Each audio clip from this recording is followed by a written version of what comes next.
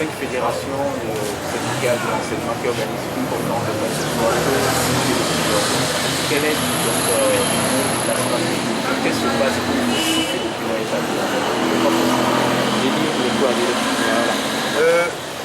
Les fédérations, non, pas seulement les 5 qui ont tenu la conférence de presse, mais les fédérations, depuis 2011, ont déposé ou bien ont mis en commun leurs revendications dans une plateforme revendicative déposée au gouvernement.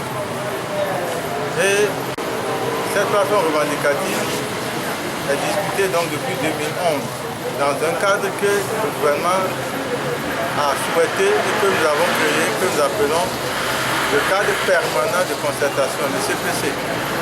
Donc que les revendications viennent d'une fédération ou d'une partie des fédérations ou de toutes les fédérations, quand c'est un problème qui concerne l'enseignement, eh bien, nous nous retrouvons dans ce cadre-là pour en discuter. Et depuis les grandes vacances, les fédérations ont des revendications urgentes extraites des plateformes revendicatives qui existaient déjà et qui étaient en discussion. Elles ont regroupé autour de 3 points, mais en réalité, elles concernent un certain nombre de primes à payer aux enseignants.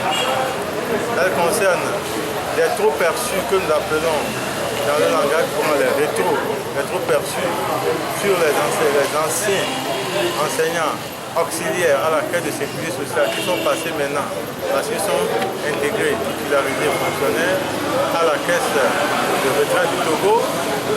La question des punitions, des mutations punitives. Il y a des responsables syndicaux qui, suite au mouvement de revendication de l'année dernière, ont été punis, c'est-à-dire mutés de leur lieu. Il y a la question qui date depuis 2012 du paiement des primes de rentrée de bibliothèque accordées aux enseignants, mais dont les enseignants des établissements confessionnels émargeant au budget général, c'est-à-dire assimilés, ont été sevrés et qui réclament depuis 2012. Et donc voilà les points de revendication sur lesquels le contentieux pèse depuis. Et comme après les lettres de relance, nous n'avons pas eu de retour, nous avons donc déposé un préavis de grève depuis le 26 septembre 2013. Et suite au préavis de grève, nous avons eu une première rencontre au cours de laquelle le gouvernement a dit, le ministre des enseignements primaires secondaires représentant le gouvernement a déclaré, suspendez d'abord le préavis de grève du 26 septembre, ne serait-ce que pour 24 heures. Je ne discuterai pas, je ne donnerai pas le contenu des propositions alternatives du gouvernement du pistolet sur la tempe. Nous avons fait ceci. Et pour 3 jours, le 11, 12 et 13, le gouvernement vient jusqu'au 14. Le gouvernement n'a pas appelé les fédérations et ce n'est qu'à au délai de suspension, à l'expiration du délai de suspension, il nous a rappelé. Et les discussions se sont poursuivies.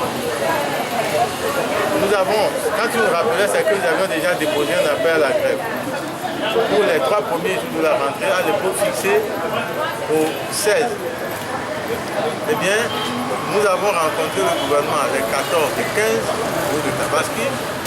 Et c'est le 15, la veille de la rentrée, très tard dans la nuit, que le gouvernement, sur l'engagement de reprendre et conclure avec nous un accord avec des chiffres précis et des délais, le 22 octobre, que nous avons finalement suspendu.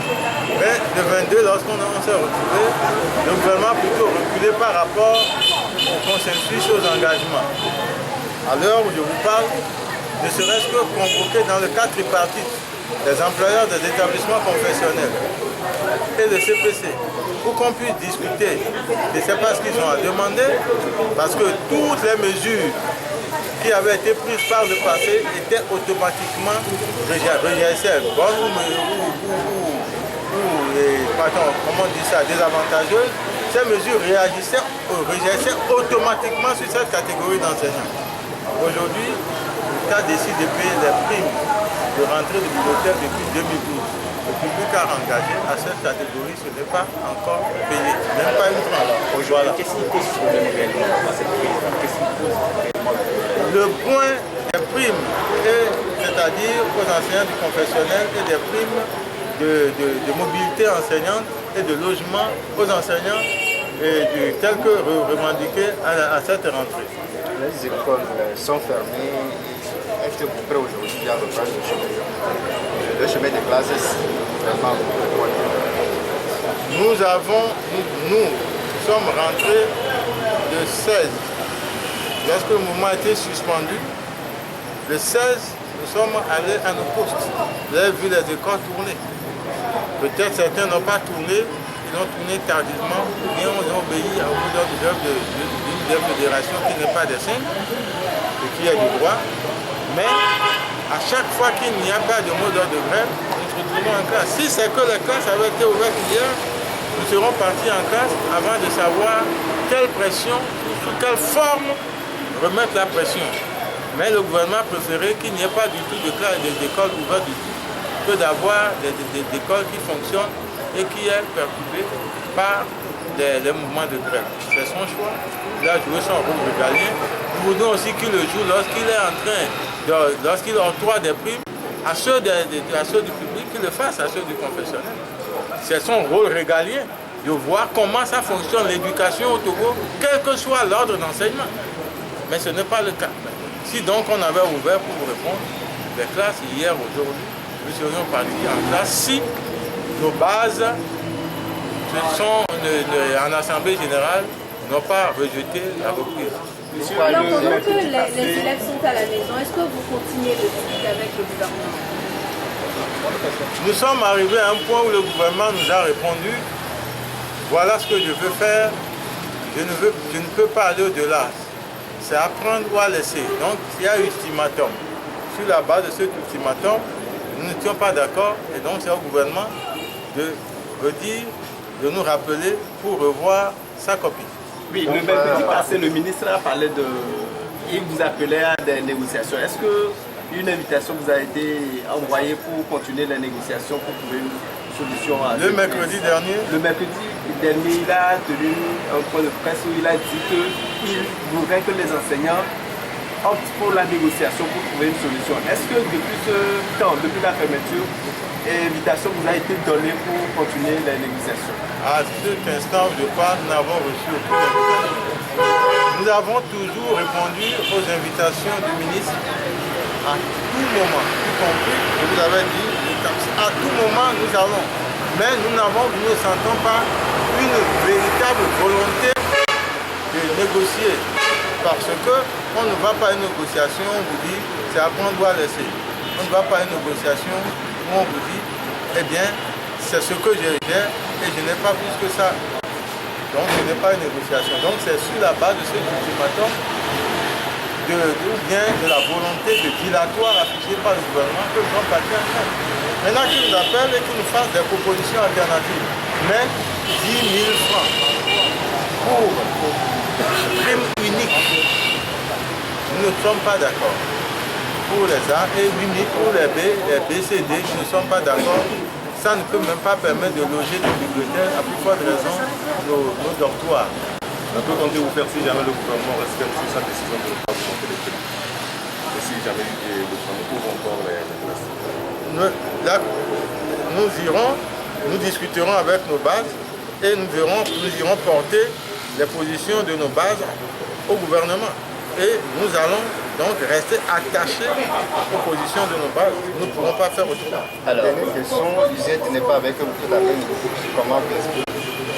Pour l'USET, usant des droits qui sont des droits accordés à toutes les organisations syndicales, c'est-à-dire la liberté d'organisation, Convention 87 et 88, liberté d'organisation, liberté de négociation, eh bien, il a dit que, après avoir discuté de la proposition, elle estime qu'elle est prématurée. Et donc, la direction lui dit de ne pas donc s'associer à la conférence de presse de ce jour.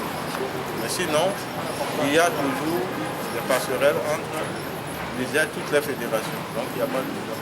Est-ce que vous trouvez de la part du gouvernement une volonté louable de donner une réponse satisfaisante, rapide et efficace aux problèmes qui minent le secteur de l'éducation?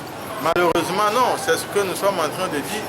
Si le gouvernement avait une volonté d'avancer depuis 2011 ou depuis le 26 septembre, le gouvernement aurait déjà donné une solution ou bien une proposition qui puisse justement couper ne serait-ce que la poire en deux.